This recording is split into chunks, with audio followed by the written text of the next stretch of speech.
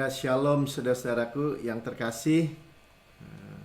Kita jumpa lagi dalam Bible Study dari buku Menjalani Hidup Berserah. Ya, menjalani hidup berserah, bukan pasrah, tapi bisa menyerahkan semua perkara persoalan kepada Yesus dan terima pemeliharaannya. Dan kita itu dibebaskan dari stres. Tubuh ini kalau stres ini sakit soalnya, ya, atau ya pokoknya penyakit itu boleh dibilang dari stres. Khawatir di pikiran, khawatir, dan kemudian gelisah di hati. Kita dimerdekakan dari itu. Kenapa? Ya karena kita menjalani hidup berserah, ya. Live a let go life, ya. Live a let go life itu luar biasa sekali. Dan kita udah sampai bab yang ke-17, bagian yang kedua. Ini juga dengan judul, ya, mengalami berkat dalam pernikahan. Jadi spesifik pernikahan atau keluarga. Saudara, ini menentukan entah kehidupan surga di bumi atau neraka di bumi.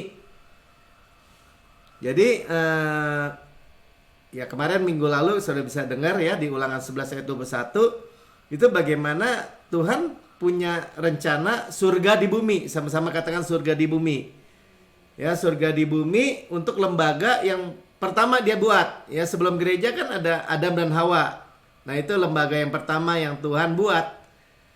Dan juga mujizat Tuhan Yesus yang pertama di Kana tentang pernikahan. Ya, bagaimana anggurnya habis atau anggap aja susut, ya, kurang. Tinggal tawar aja semua, datar.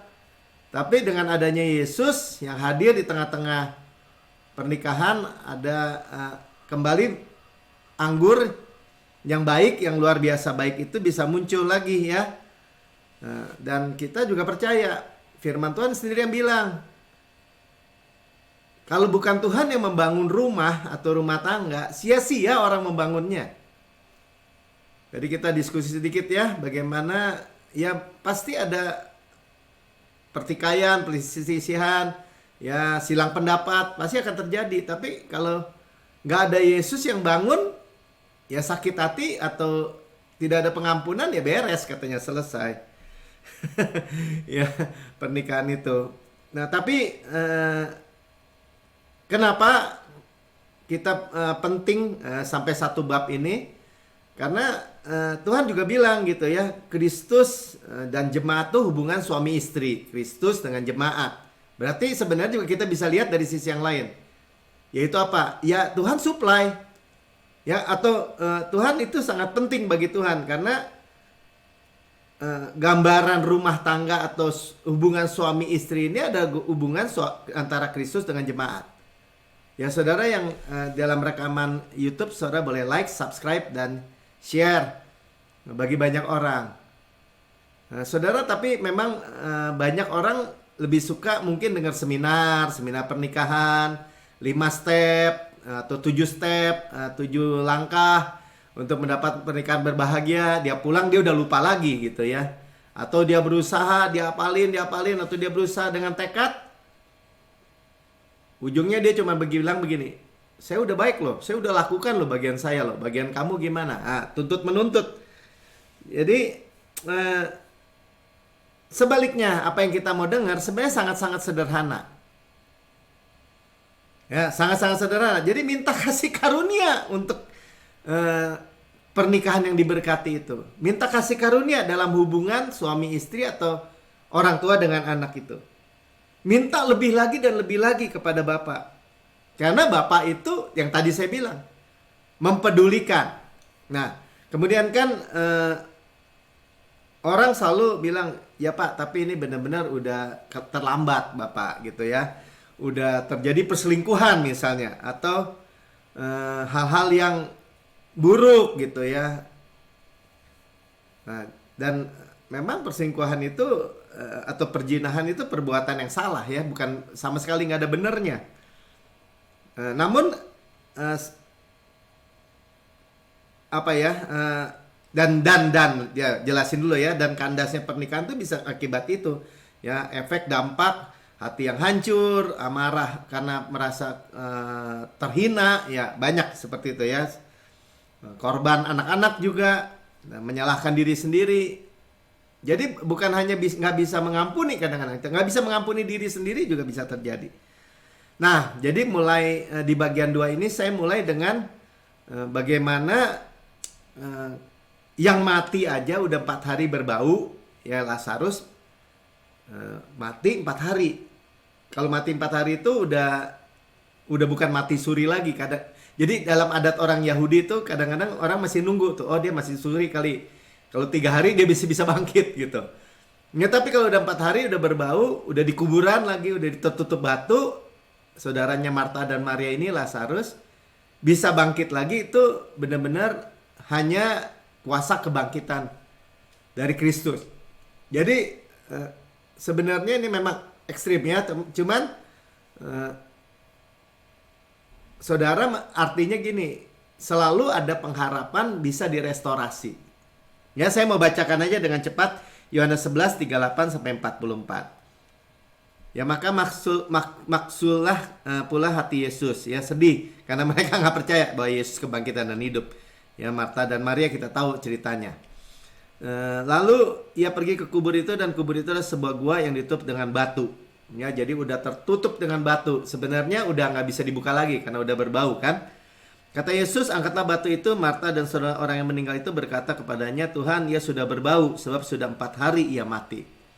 Jadi bahkan ya, ini kita mau lihat bagaimana pewahyuan yang sudah mati, yang sudah berbau, yang sudah tawar, yang sudah kacau, yang sudah rusak, Yesus bisa membangkitkan. Akulah kebangkitan dan hidup. Tuhan bilang ya, aku kebangkitan yang hidup. Yang mati, hidup. Yang hidup tidak bisa mati selama-lamanya. Nah, terima. Ini pewahyuan memang luar biasa ya. Kadang-kadang kita cuman sambil lalu aja ya. Iyalah, emang Tuhan sih bisa orang mati bisa hidup. Tapi, nah jangan pakai tapi ya. 40. Jawab Yesus, bukanlah kukatakan kepadamu, jika engkau percaya, engkau akan melihat kemuliaan Allah. Ya, bahwa kalau engkau percaya, kan Yesus sengaja terlambat. Lazarus sudah dikasih tahu sakit, Yesus sengaja 4 hari datang, udah mati jadinya. Waktu dia datang, Marta Maria menganggap kalau masih sakit, ya biasa Yesus menyembuhkan orang sakit. Tapi kalau udah mati, berarti udah terlambat sama sekali. Nah, tapi Tuhan bilang itu kalau kamu percaya. Jadi sebenarnya sangat simpel, saudara. Masalahnya gini, percaya nggak? Ketika diberitakan, jadi gimana Pak? Nah, kita dengerin terus ya. Tadi di awal udah dikasih sebenarnya udah dikasih bocorannya. Ya, dikatakan kalau kita terima kelimpahan kasih karunia, artinya apa? Yesus adalah kasih karunia, kita tahu ya. Yesus ada kasih karunia, pribadi kasih karunia. Ya, dia tuh kayak master key gitu ya, kunci untuk segala sesuatu. Jadi jangan, saya ulang-ulang ya, seringkali saya ulang-ulang.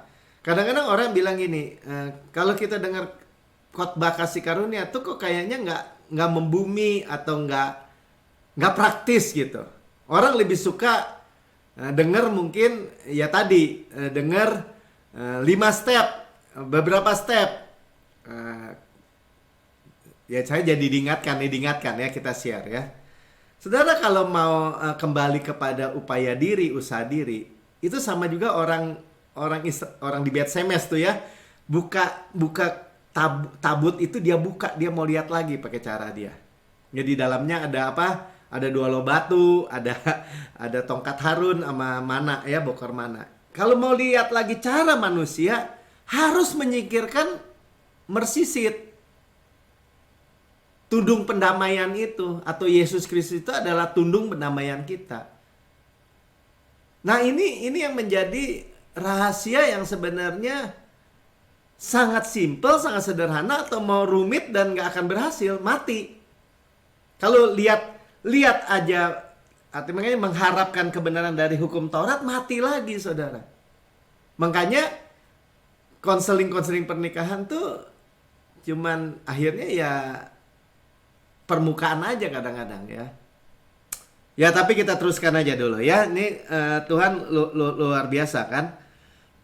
Kalau percaya bisa melihat kemuliaan Allah. Maka mereka mengangkat batu itu, lalu Yesus menengadah ke atas dan berkata, ya selalu apa yang teladan yang sederhana itu kita mau nggak lihat ke atas, ya kayak apa, Bahtera tuh, Bahtera nggak ada jendelanya, jadi dan di luar itu memang persoalan karena banjir kan, apa tuh dalam keadaan air bah gitu, dan Tuhan nggak suruh kita melihat air bah atau persoalannya. Tuhan hanya ada satu jendela ke atas. Nah, Yesus tuh berkali-kali 5 roti 2 ikan dia juga menengadah ke atas, mengucap berkat. Mulai, saudara, nggak ada kata terlambat ya, mulai. Bapa, aku mengucap syukur kepadamu, mengucap syukur atau mengucap berkat ya, karena engkau telah mendengarkan aku. Tuhan selalu mendengarkan anak-anaknya. Aku tahu bahwa engkau selalu mendengarkan aku, tetapi karena orang banyak yang berdiri di sini mengelilingi aku mengatakannya supaya mereka percaya bahwa engkaulah yang telah mengutus aku.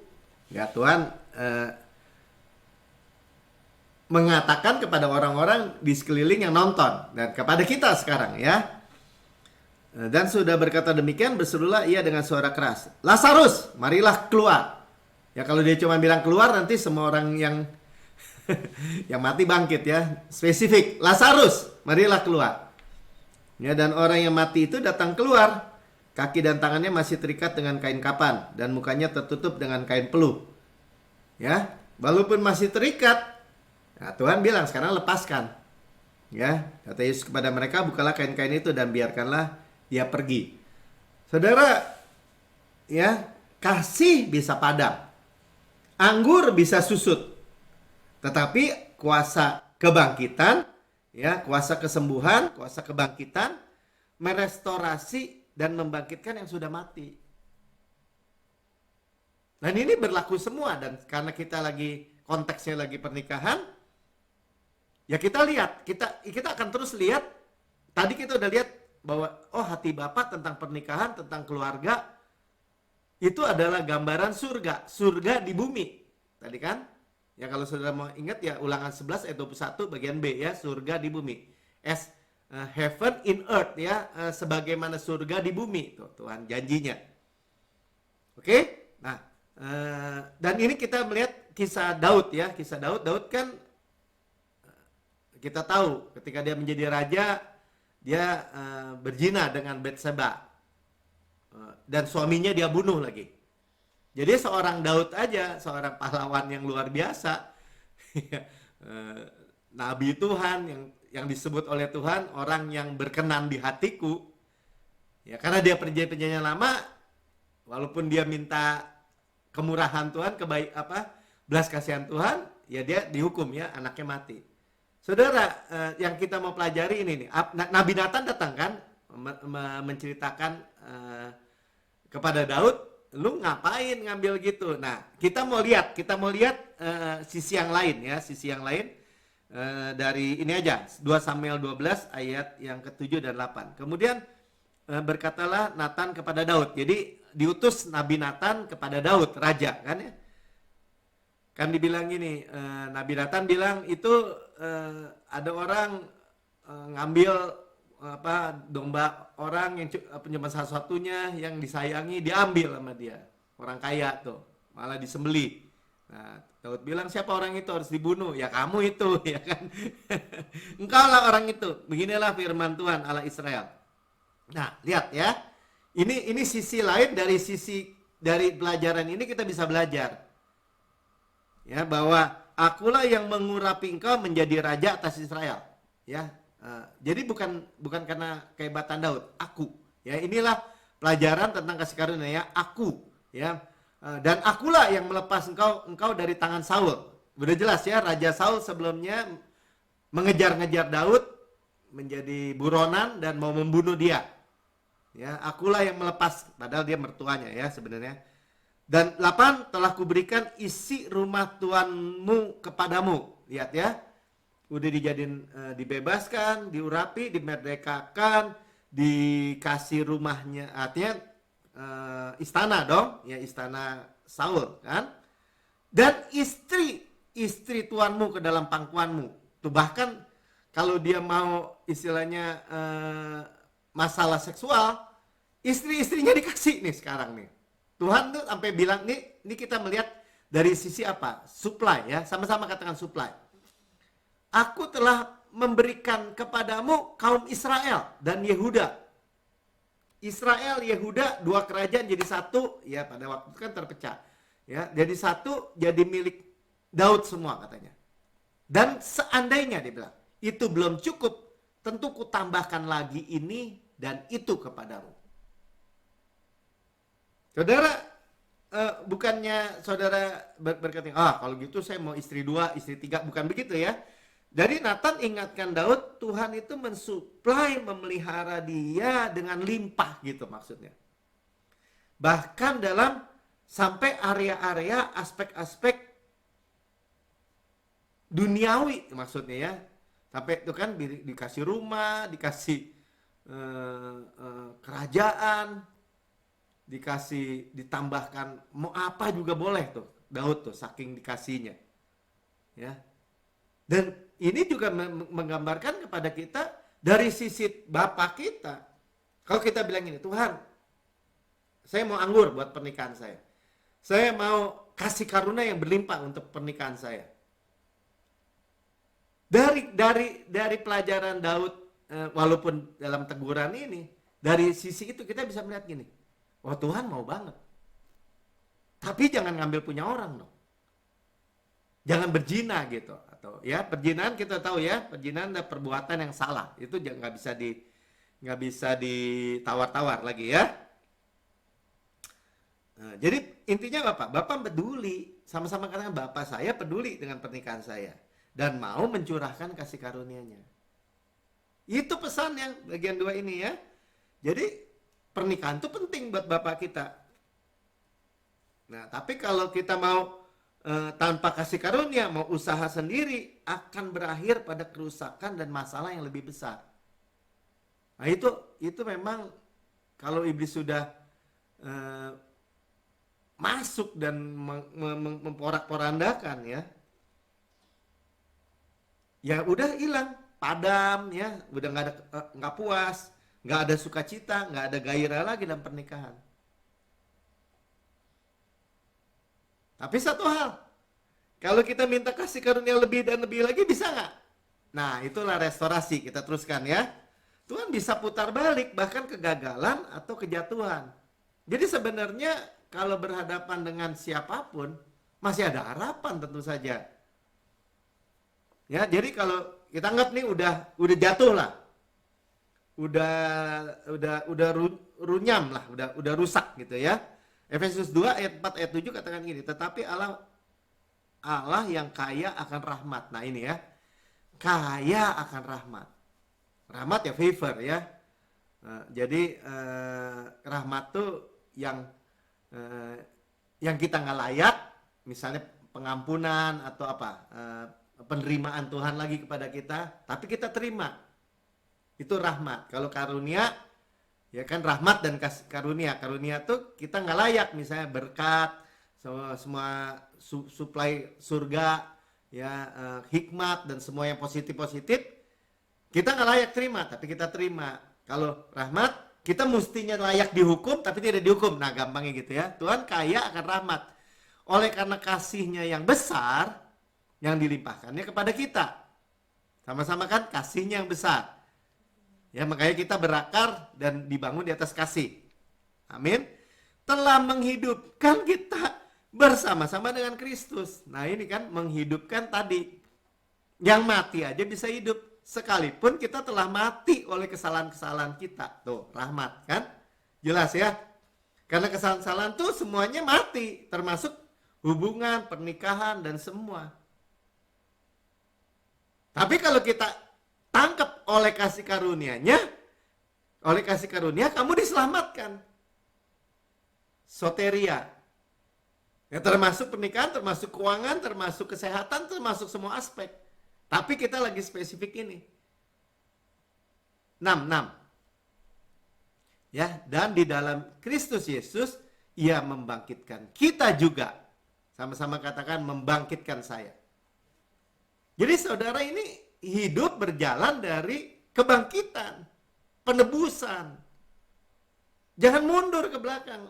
Hukum Taurat atau tadi upaya diri itu semuanya kata Paulus membawa kematian. Kalau kita dengar kasih karunia di jalan itu, di trek itu, yang kita dengar apa? Mati aja bangkit gitu. Dan ini kan Efesus 2 ayat 6 ini luar biasa dan memberikan tempat bersama-sama dengan Dia di sorga, ya, sit together dengan Kristus. Jadi posisi malah diangkat tinggi. Padahal tadi apa? Dari kesalahan didudukan bersama, bahasa Indonesia kan memberikan tempat bersama-sama dengan Dia itu. Tapi di bahasa Inggrisnya kan sit together, duduk bersama-sama Kristus di sorga. In heavenly places. Makanya selalu kita diingatkan kedudukan posisi. Nanti posisi kedudukan itu yang menentukan kehidupan, bukan dibalik. Kalau dibalik, lu bener dulu baru kedudukan bersama Kristus. Lu mesti kudus dulu kedudukan bersama Kristus. Itu hanya berputar-putar dalam siklus kekalahan. Termasuk pernikahan. Kan pernikahan itu kan gambaran kepala Yesus dengan jemaat kan. 2 jadi 1. Suami istri 1. Dan iblis memang berusaha merusak itu. Dan iblis juga berusaha merusak perempuan karena dia dendam kan. Nanti keturunan perempuan ini akan melahirkan Mesias misal. Apa bukan misalnya, memang begitu. Makanya kita sudah melihat polanya gitu. Ya, jadi menerima kasih karunia sekalipun untuk pernikahan yang sudah runyam, udah terjatuh, udah kacau, dikembalikan, dibangkitkan lagi. Yang 7 terakhir, supaya dalam masa yang akan datang Ia menunjukkan kepada kita kekayaan kasih karunia-Nya yang melimpah-limpah. Jadi kasih karunia itu jangan terima sedikit, tapi berlimpah. Kita belum lihat seujung kukunya gitu. Sesuai dengan kebaikannya terhadap kita dalam Kristus. Jadi Dia itu baik. Tuhan itu baik. Tuhan itu nggak makin menahan kasih karunia-Nya. Orang sudah diberikan kok. Sebelum kita bertaubat aja, Yesus dikatakan kan mati di kayu salib sebelum kita lahir sebenarnya. Ketika kita masih berdosa ceritanya kan begitu. Jadi kita menerima kekayaan itu, kebangkitan ya. Ya saya dari Ulangan 32 ayat 14 bagian B ya. Karena darah saudara ya. Ini kan darah sudah curah ya. Darah buah anggur yang berbuih engkau minum. Jadi bicara apa? Bicara anggur sukacita. Ya, sama-sama kan anggur sukacita. Dia itu menyediakan gitu. Tadi kan yang minggu lalu kita dengarkan bagaimana di Kana itu air jadi anggur. Jadi darahnya itu darah buah anggur disebutnya juga. Sukacita sama-sama katakan. Lukas 22 ayat 20. Ya, demikian juga dibuatnya dengan cawan sudah makan. Dan Ia berkata, cawan ini adalah perjanjian baru oleh darahku. Tuh ya, cawan anggur itu adalah darah Kristus yang ditumpahkan bagi kamu. Ya, jadi Holy Communion atau kita perjamuan kudus juga di dalam keluarga juga ya.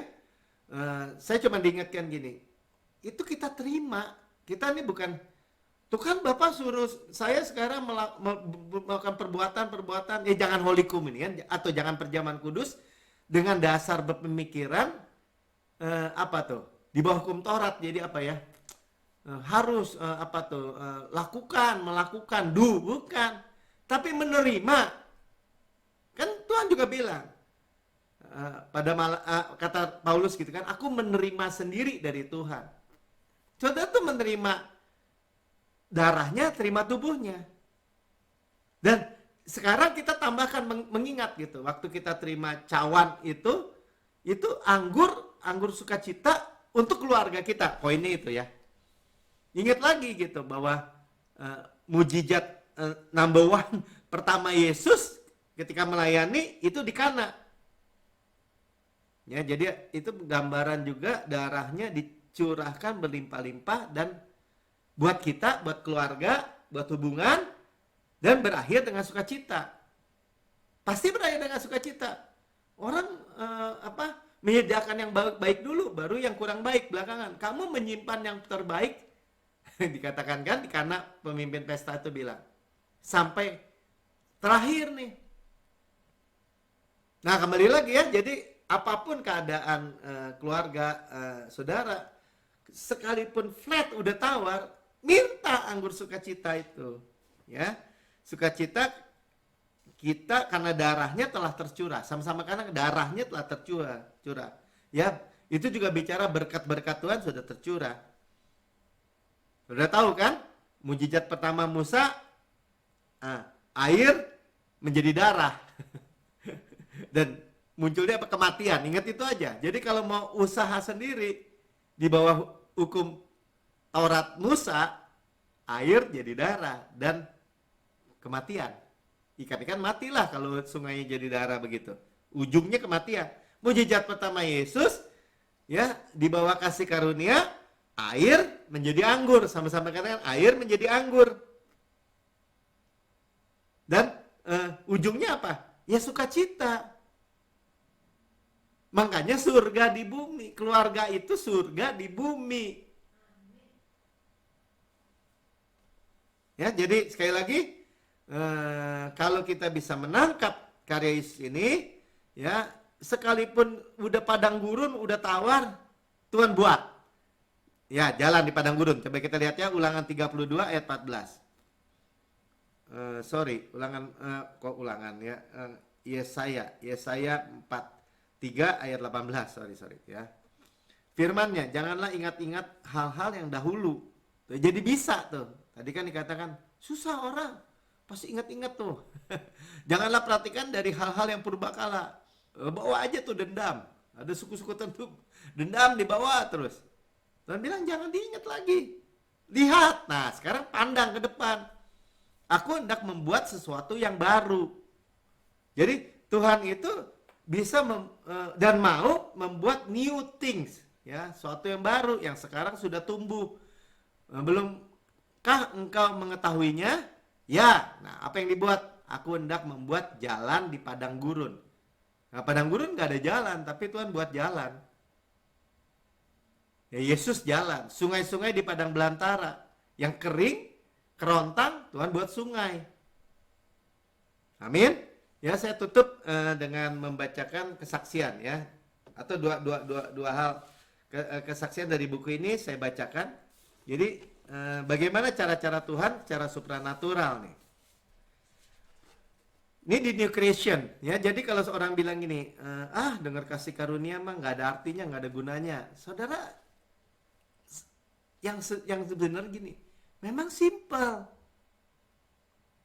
Anak kecil pun bisa memiliki Roh Kudus ya, bukan roh junior. Bisa memandang Yesus, semua bisa memandang Yesus.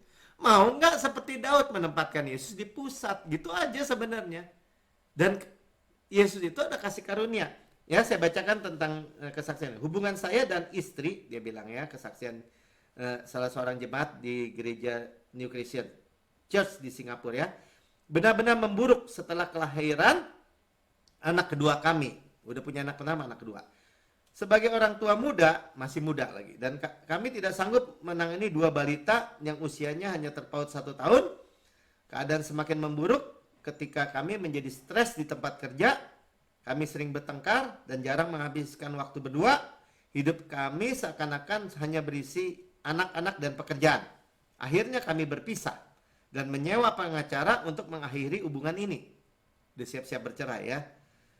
Istri dan anak-anak saya mengungsi ke kediaman mertua saya, berarti pulang ke orang tuanya. Di saat-saat tergap dalam hidup kami ini, secara ilahi Tuhan mengatur sehingga kami datang ke gereja New Christian Church, ya, ke gereja New Christian tanpa sepengetahuan satu sama lain. Jadi mantan istrinya ke gereja, dia ke gereja. Ini berarti udah cerai nih secara hukum. Ya. Nah, saat saya tahu bahwa istri dan anak saya datang ke gereja yang sama, saya menawarkan diri untuk menjemput mereka ke gereja setiap minggu. Mulai terjadi ya hubungan lagi. Kendati keadaan masih suram, saya dan istri memilih untuk menancapkan pandangan kepada Yesus sebagai satu-satunya jalan kami menuju kepada keselamatan. Sudah lihat ya, satu-satunya hanya Yesus. Makanya kasih karunia satu-satunya harapan, saya selalu bilang. Satu-satunya harapan. Berminggu-minggu mendengar dan mempelajari apa yang Yesus telah perbuat bagi kami. Seperti tadi kita bilang ya, Tuhan sudah perbuat. Air aja bisa menjadi anggur. Perlahan-lahan membebaskan kami dari stres dan amarah. Bebas. Hilang tuh. Nah, bisa begitu ya. Kami mulai saling mengasihi kembali dengan Yesus berada di tengah-tengah kami.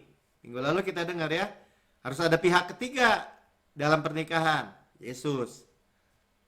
Berkat kasih karunia, jelas ya, berkat kasih karunia Tuhan, saya dan istri akhirnya melakukan rekonsiliasi. Kini hubungan kami jauh lebih baik dibandingkan sebelumnya. Restorasi. Ya, selalu kita bilang kan, restorasi itu 120% lebih baik. Anak ketiga kami lahir, akhirnya punya anak ketiga. Setelah 4 tahun kami berpisah, udah 4 tahun sudah berpisah. Ini kebangkitan Lazarus nih. Dan istri saya memperoleh pekerjaan yang menawarkan keseimbangan hidup dan pekerjaan yang lebih baik. Tuhan supply. 2 tahun kemudian ia dipromosikan dan pada tahun ketiga ia dipindahkan ke departemen pilihannya di mana pekerjaannya lebih mudah untuk diatur waktunya ya. Sungguh bersama Yesus tidak ada yang mustahil. Ya, saya tutup dengan doanya Pastor Pin ya. Saya menyatakan perlindungan darah Yesus ke atas pernikahan setiap orang yang membaca buku ini. Bagi Anda yang sudah menikah, kiranya Anda tidak akan melewati pedihnya pernikahan yang retak karena Yesus telah membayar harganya supaya Anda memiliki kehidupan pernikahan dan keluarga yang diberkati. Saya juga berdoa yang bersama ya. Nah, jika Anda masih melajang atau sudah berpisah kayak tadi ya, Anda juga bisa mengalami hari-hari surgawi di bumi dengan terus mendengarkan kata-kata Yesus. Restorasi. Izinkan firman-Nya membasuh Anda setiap hari, menyingkirkan setiap ketakutan dan beban yang selama ini sulit Anda lepaskan. Saudara terkasih, beloved, saat Anda mendengarkan Dia, hanya hearing mendengarkan, kesembuhan dicurahkan. Tuh, lihat ya. Saat Anda mendengarkan Dia, Ia menyucikan Anda, memperbaharui pikiran Anda. Ya, dirubah dari dalam dulu. Hari Minggu kita dengar ya. Dirubah dari dalam, direstore, dibikin prosper dalamnya jiwanya. Ya. Tetaplah memandang mempelai pria kita di surga. Lihat ya, makanya disebutnya mempelai. Pernikahan itu penting. Karena pernikahan anak domba. Ya, pernikahan Kristus dengan jemaatnya. Gambarannya sama, makanya penting. Yang menunjukkan makna cinta sejati dan menyerahkan nyawanya untuk menebus kita. Dan kiranya Anda berjalan dalam janjinya yang lebih besar lagi, sehingga kita dapat mengalami hari-hari surga di bumi. Yang percaya katakan amin. Ya, saya nggak panjang lebarkan. Saudara yang mendengar di rekaman YouTube, saudara berkata, saya mau pernikahan atau keluarga seperti surga di bumi. Tapi saya belum pernah menerima Yesus sebagai Tuhan dan Juru Selamat pribadi saya. Ini bukan kebetulan saudara mendengar rekaman ini. Saudara boleh ikuti saya berdoa. Ya, dengan sederhana ikuti aja berdoa, ulangi kata-kata saya.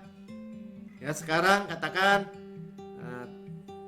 Tuhan Yesus yang Maha Mulia, saya menerima Engkau sebagai Tuhan dan Juru Selamat saya. Sekarang Yesus Kristus adalah Tuhan dan Juru Selamat pribadi saya.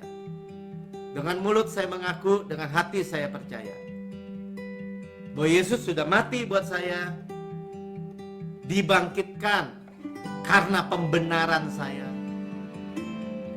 naik ke surga, duduk di sebelah kanan Allah Bapa, dan mendudukkan saya bersama-sama dengan Yesus. Surga adalah rumah saya. Dan sekarang rumah tangga, keluarga saya adalah surga di bumi. Di dalam nama Tuhan Yesus, Amin.